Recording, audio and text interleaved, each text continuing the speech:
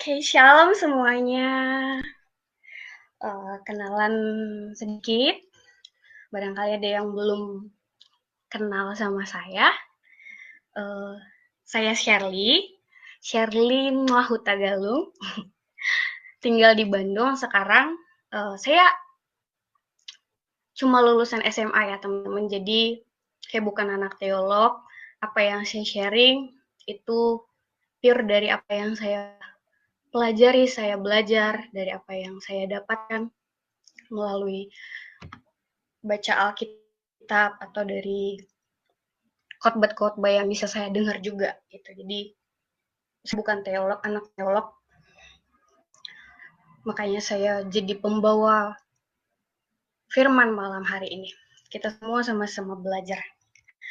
Oke, begitu perkenalan saya. Untuk tema malam hari ini teman-teman udah baca ya, udah baca poster, dan tema yang saya bawakan cukup ekstrim. Masalah itu biasa. Wow, ketika orang berpendapat, berpikir bahwa masalah itu mengerikan, masalah itu nggak sedikit membuat orang tertekan, masalah itu bahkan bisa buat orang depresi, masalah itu bisa buat orang sampai bunuh diri gitu. Tapi saya dengan keberanian dari Tuhan membawa tema se-ekstrem ini, segila ini, masalah itu biasa. Sebenarnya kalau di kata lembutnya ya, ini belajar tentang ketenangan dalam segala hal, dalam segala situasi. Untuk ilmu filsafatnya itu ilmu filsafat stoikisme. Tapi sharing ini bukan karena saya belajar dari filsafat stoikisme, itu enggak. Saya dulu belajar firman Tuhan dulu, saya belajar dari Tuhan, pure belajar dari Tuhan. Dan ketika saya mendengar ada ilmu ini, saya dengerin dan loh kok sama nih gitu. Jadi kayak saya percaya bahwa semua hikmat, semua pengetahuan itu ada dalam firman Tuhan gitu.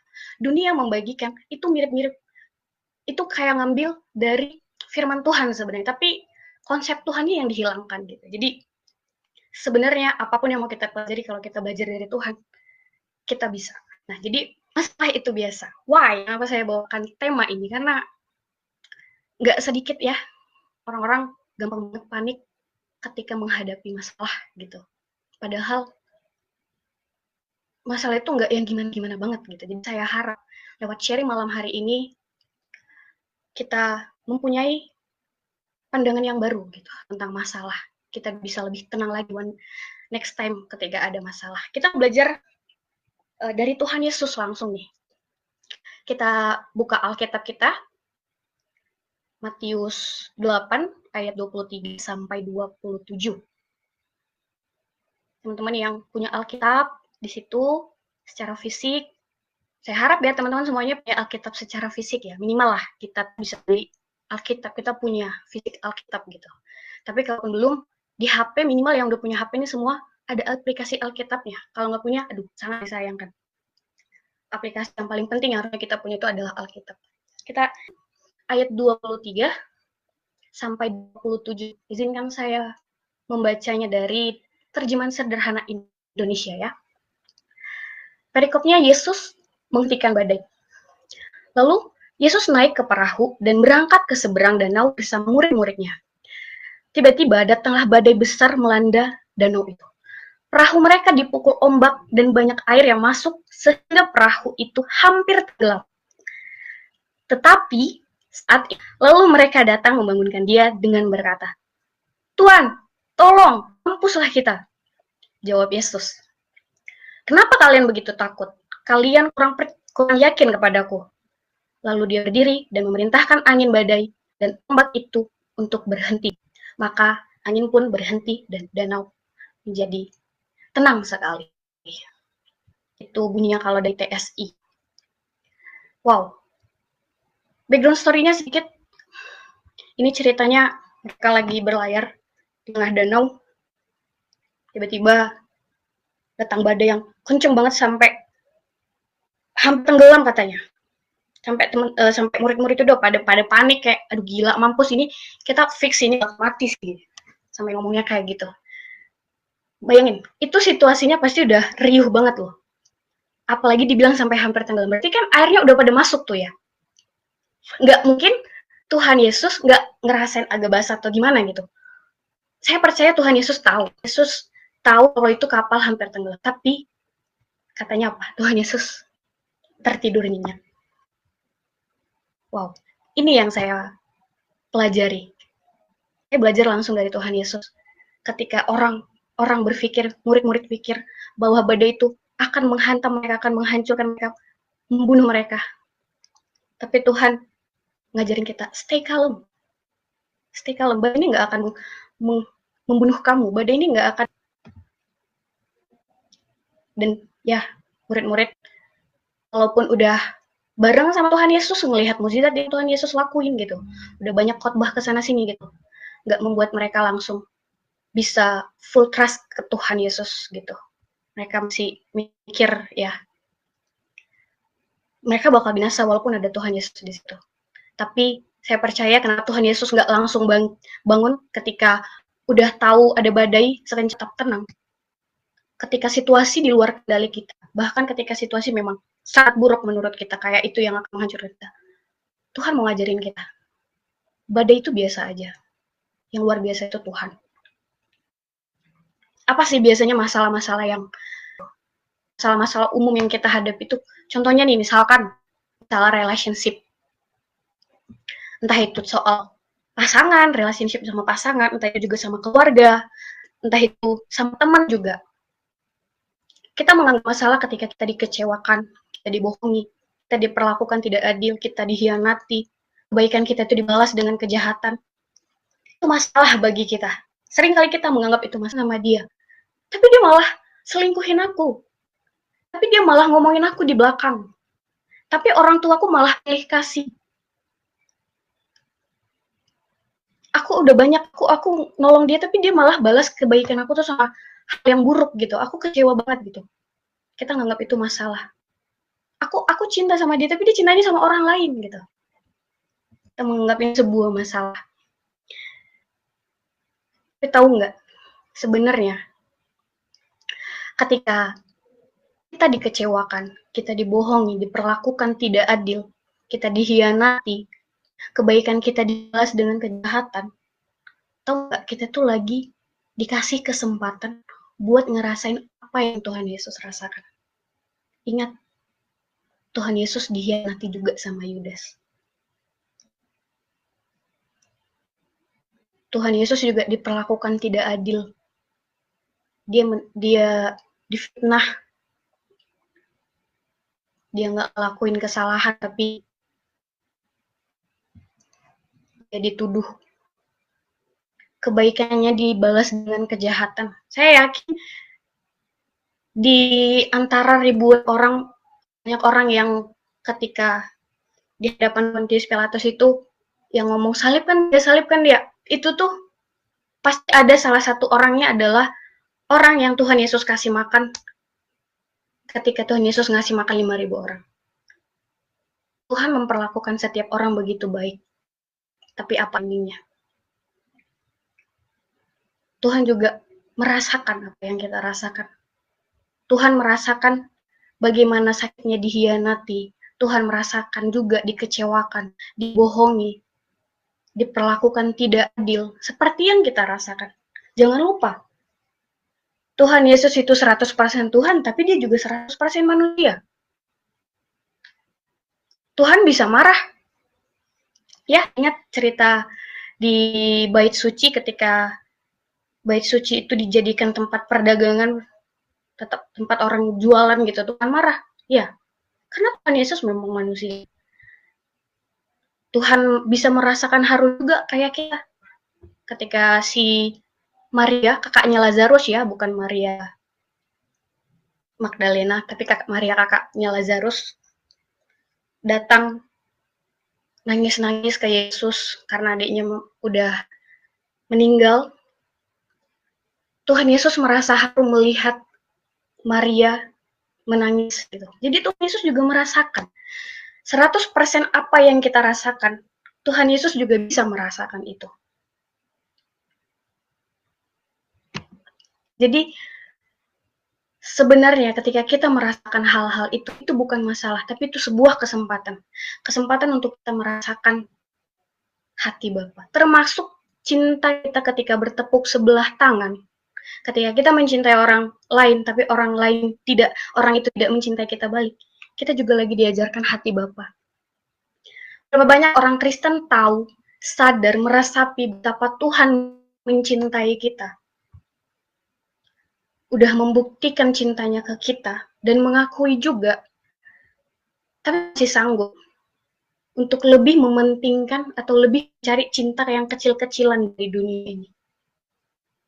Real. Seringkali cinta Tuhan itu bertepuk sebelah tangan. Jadi ketika kita merasakan cinta kita bertepuk sebelah tangan, kita mencintai dia tapi dia nggak mencintai kita balik, kita lagi diajarin hati bawah. Oh, sebenarnya itu bukan masalah. Yang jadi masalah adalah ketika kamu dikecewakan, lalu kamu larut dalam kemarahan, larut lagi di dalam kemarahanmu dan menjadi kebencian, itu yang masalah.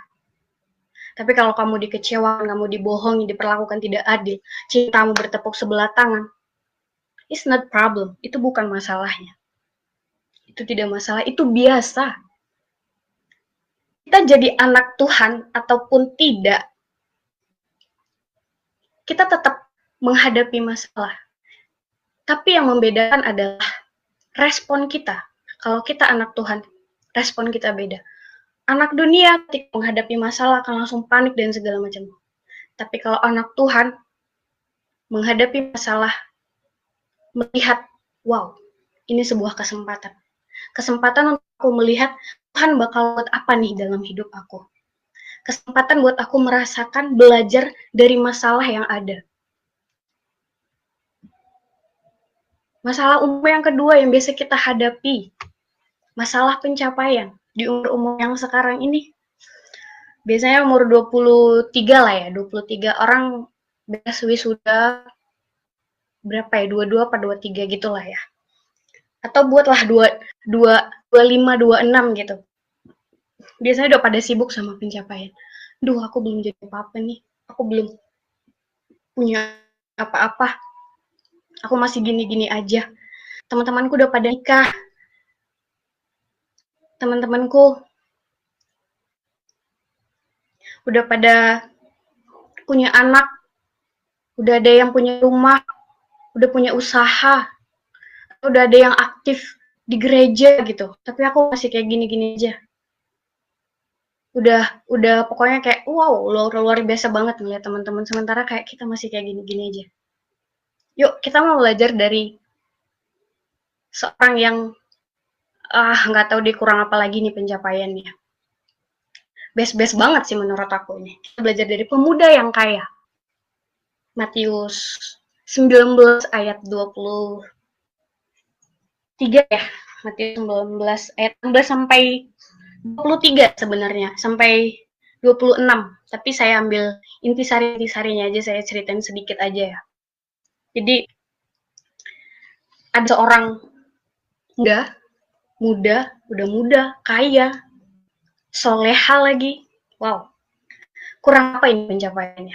Jadi dia datang sama Tuhan, dia bilang, Tuhan Yesus, Tuhan, apa ya, aku harus ngelakuin apa supaya aku masuk surga gitu, supaya aku memperoleh hidup yang kekal gitu. Terus Tuhan bilang, ya udah, lakuin perintah Tuhan gitu. Yang mana satu itu? Hormati, jangan membunuh, jangan berzina, jangan mencuri, hormati ayahmu dan ibumu gitu. Dia bilang apa? Dia bilang, aku udah ngelakuin semua itu Tuhan, apalagi yang kurang? Wow, artinya si pemuda ini adalah orang yang pencapaiannya udah luar biasa sih. Biasanya orang kalau pencapaian dia dia udah sukses secara dunia gitu, dia udah jadi pengusaha muda gitu. Biasanya dia nggak yang gimana banget sama Tuhan. Dia melupakan yang soal Tuhan lah gitu. Atau kurang lah gitu. Tapi kalau yang pemuda ini, nggak tahu kurang apa lagi pencapaiannya. Udah muda, kaya, soleh lagi. Wah. Tapi apa kata Tuhan Yesus? Kalau kamu mau sempurna, jual harta. Respon pemuda itu apa? Dia kecewa. Masa pencapaian aku udah sampai di sini tuh, masa aku harus jual cuman buat ngikut Tuhan gitu. Wow, ternyata pencapaiannya itu, pencapaian yang selama ini kita dambakan, ternyata bukan itu pencapaian yang sejati. Bukan itu esensi utama dalam kehidupan kita. Tuhan nggak mendesain kamu harus jadi seorang yang besar, harus jadi pengusaha yang sukses, harus jadi orang yang sangat terhormat di dunia. Enggak. Tapi Tuhan mendesain kita untuk menjadi seorang yang berguna, menjadi terang dan garam. Terang dan garam nggak melulu kamu harus jadi pengusaha lalu ngasih makan. Enggak, apa yang kamu punya di dalam diri kamu, 5 roti atau ikan yang ada dalam diri kamu, itu pakai untuk memberkati sebanyak orang yang kamu bisa. Itu pencapaian yang sejati. Ketika kita menyadari bahwa hidup kita, keberadaan kita di dunia ini bukan suatu kebetulan, bukan untuk suatu ambisi yang sia-sia, tapi untuk melakukan apa yang benar dan yang berkenan di hadapan Tuhan. Itu dia. Masalah apa lagi yang umum yang bisa kita hadapi? Masalah ekonomi atau masalah pencukupan. Seringkali kita khawatir, duh kalau aku nggak kerja, nanti aku nggak makan.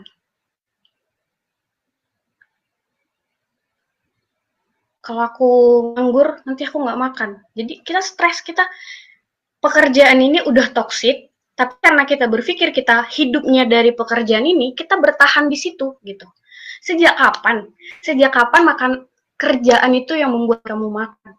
Kalau kerjaan yang membuat kita makan, terus apa kabar orang yang kerja? Terus apa kabar orang yang nggak bisa kerja? Faktanya, bukan pekerjaan yang membuat kita makan, tapi Tuhan. Pekerjaan itu hanya perpanjangan tangan Tuhan. Dan kenapa kita juga harus khawatir? Di salah satu khotbah Tuhan Yesus ketika di bukit, ada banyak tentang hal berdoa, hal bersedekah, hal puasa, tentang ucapan yang berbahagia juga. Salah satu khotbahnya adalah hal tentang kekhawatiran. Yang umum sekali kita dengar, yang sering sekali kita dengar, hal tentang kekhawatiran ini.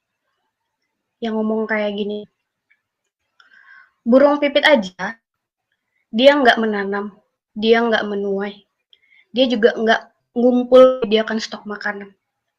Tapi dipelihara sama Bapamu yang di surga. Apalagi kamu. Ini bukan, jangan mensabotase ayat ini untuk kamu bermalas-malasan, enggak.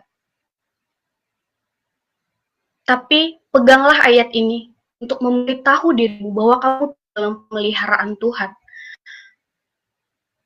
Manusia hidup bukan dari roti saja, tapi dari setiap perkataan Tuhan. Tuhan yang menentukan hidupmu. Tuhan yang memelihara hidup kamu. Kamu makan, kamu punya tempat tinggal, kamu memiliki apa yang bisa kamu miliki saat ini. Itu semua karena karunia Tuhan, karena pemeliharaan Tuhan. Bukan karena kamu hebat mencari apa yang bisa kamu peroleh untuk dirimu. Bukan karena kamu kerja mati-matian, makanya kamu bisa makan. No. Itu hanya perpanjangan tangan Tuhan yang membuat kamu hidup sampai hari ini, sampai detik ini. Itu hanya Tuhan, karena Tuhan. Karena Tuhan memelihara hidup kita. Atau kalaupun gitu, kalaupun kita nggak makan, ada satu perumpamaan yang Tuhan Yesus buat. Teman-teman, aku nggak akan jabarin semua ayatnya. Kalau kalian pengen tahu, bukan sehat memang semuanya pengen tahu ya, baca Alkitab. Jadi minimal kita tuh kalau kita baca nggak yang harus berarti harus kota, enggak. Tapi ketika baca, ketika dengar ini, kita jadi relate, oh iya, ada tuh aku baca juga tuh gitu. Jadi kita relate gitu. Atau kalau teman-teman ini Cari aja nanti keywordnya di Google. Kalau mau tahu kisahnya benar atau enggak seperti yang saya ceritakan gitu. Cari di Google keywordnya. Orang muda yang kaya, atau Lazarus yang miskin. Jadi ada satu perumpamaan yang Tuhan Yesus kasih di perumpamaan itu, ada yang namanya Lazarus. Dia, wow, menyedihkan sekali keadaannya. Udah sakit kusta, sakit kulit, miskin pula, bahkan rumahnya aja dia nggak punya gitu, kayak bener-bener semenyedihkan itu gitu loh. Dia cuma mengharapkan sisa makanan, bukan sepiring nasi, bukan, tapi itu sisa-sisa makanan dari orang kaya itu. Tapi boro-boro dia dapat makanan, malah anjing datang menjilati boroknya itu, terus dia mati. Tapi saya yakin kita nggak akan ada dalam situasi yang sangat buruk seperti itu. Seburuknya pun gitu ya, menurut kita buruk ya. Balik lagi, kalau buruk baik itu perspektif orang gitu. Tapi itu nggak jadi tolak ukur. Seburuk-buruknya pun gitu, kita masih bisa makan walaupun hanya nasi atau sama garam doang. Nggak bisa satu piring, setengah piring. Saya yakin Tuhan tetap pelihara kita. Hanya saja bagaimana kita mensyukurinya. Kalau kamu tuntutannya adalah harus makan ramen tiap hari, lauknya harus fried chicken, atau harus rendang ya, itu berarti memang rasa cukup aja yang kurang gitu. Tapi enggak. Kalau kita benar-benar mensyukuri hidup kita, kita sadar akan pemeliharaan Tuhan, semua dipelihara. Kita nggak akan seburuk keadaan si Lazarus ini. Kalaupun seburuk keadaan si Lazarus ini, tapi lihat endingnya. Endingnya si Lazarus ini, dia duduk di pangkuan Bapak Abraham. Endingnya dia masuk surga, guys. So, mau menderita apapun kita, kan kalau harus kita cuma makan nasi garam doang selama kita hidup di bumi ini gitu. Makan secukupnya, sesisa-sisanya makan. Kalau endingnya kita bareng sama Tuhan di surga yang udah dijanjikan buat setiap orang percaya, itu bukan masalah besar. Berapa tahun sih kita bisa hidup? Berapa tahun sih umur kita sampai gitu, kayak kalau di kitab siapa ya, Musa bilang gitu, umur kami 60 tahun ya, kalau panjang dikasih bonus 80 tahun gitu. 80 tahun itu, tapi kekekalan yang akan kita rasakan nanti, ya kekal gitu. Menderita kita hanya ada kurun waktunya. Itu, kalaupun kita dalam keadaan seburuk si Lazarus, kita masih masuk surga, guys.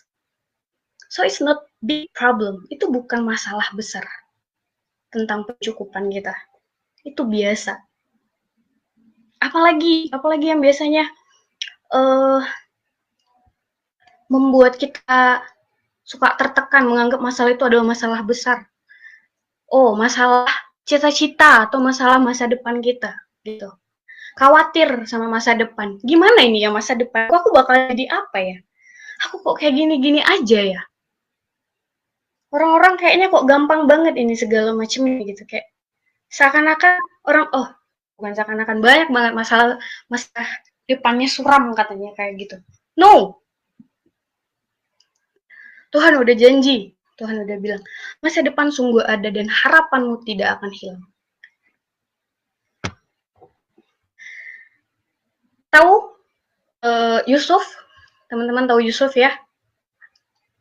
Dia dikasih penglihatan atau udah dijanjiin bakal jadi seseorang yang besar, itu masih muda banget waktu itu.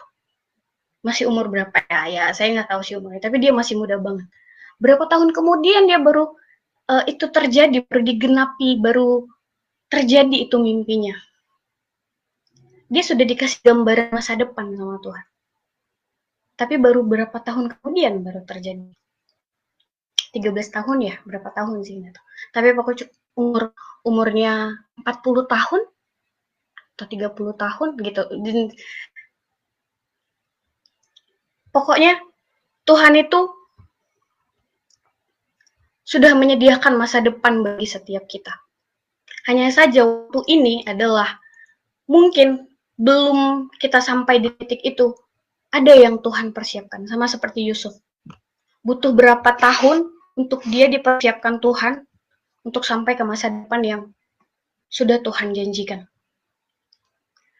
Persiapkan, mungkin secara mental, mungkin secara pemikiran, secara karakter, itu yang lagi Tuhan persiapkan. Bukan masa depannya nggak ada.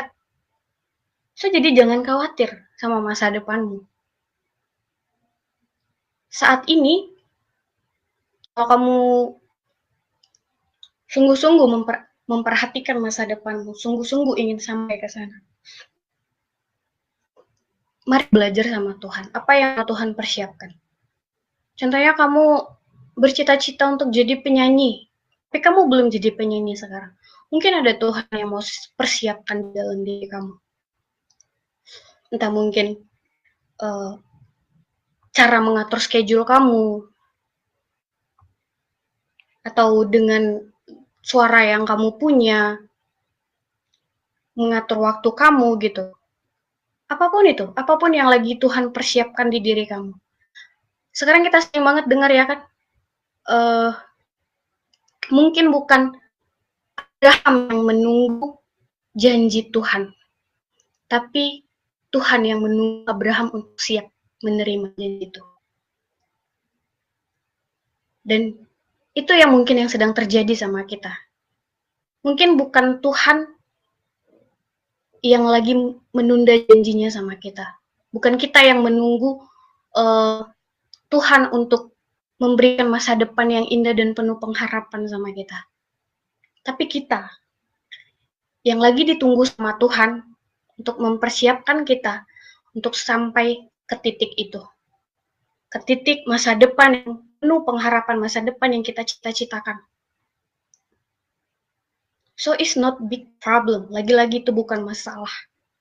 Menjadi masalah kalau kita memikirkannya, padahal itu nggak pernah terjadi gitu.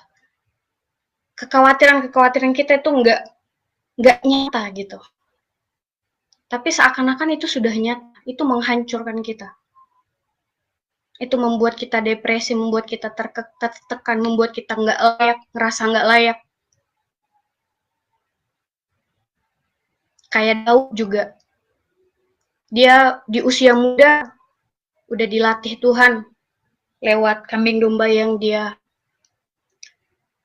gembalakan gitu untuk menjadi suatu saat akan menjadi raja, memimpin bangsa Israel.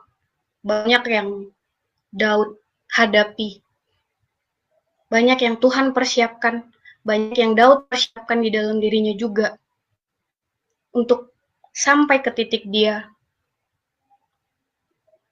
dalam masa depan yang Tuhan sudah janjikan. Jadi bukan masa depan itu yang ada, bukan masa depan kita yang nggak ada, tapi kita lagi dipersiapkan sama Tuhan untuk sampai ke masa depan itu. Masa depan itu sungguh ada, beneran ada. Hanya saja saat ini persiapkan dirimu, belajar dari Tuhan. Apa sih Tuhan yang harus aku persiapkan untuk aku sampai ke titik itu? How to practice? Gimana kita mempraktekkan? Gimana ya Kak Gim? Supaya aku bisa punya pemandangan, punya pikiran, kalau masalah itu biasa gitu. Aku bisa sadar masalah apapun yang aku hadapi itu semua hal biasa. Itu nggak menghancurkan aku. Itu nggak bisa membuat aku depresi gitu. Gimana caranya supaya aku bisa punya pemikiran kayak gitu? Catat poinnya. Yang pertama, menyadari bahwa Tuhan di pihak kita. Tapi aku masih jarang ke gereja, Kak. Kayak mana Tuhan mau di pihakku? Aku masih jarang ke gereja. Aku kalau ke gereja juga kolektanya cuma 2.000. Aku juga belum baca kitab. Aku juga nggak ada ikut-ikutan komsel segala macam gitu. Menyadari Tuhan di pihak kita, ini bukan tentang kita rajin ke gereja, bukan tentang kita udah baca Alkitab dari Kejadian sampai Wahyu, atau kita udah memberikan persembahan nggak lagi 2.000 tapi 20.000, enggak, bukan tentang itu, bukan tentang hal-hal itu, tapi menyadari Tuhan di pihak kita. Ini tentang kita mengakui bahwa Tuhan tahu yang terbaik buat kita. Tuhan pegang kendali atas hidup kita.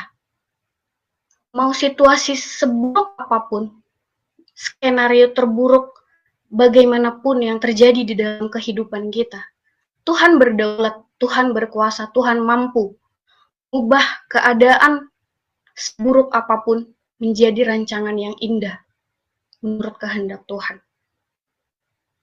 Dan kita percaya sama yang Tuhan katakan. Tuhan katakan ini apa? Ya, yang ada yang di dalam firman Tuhan. Atau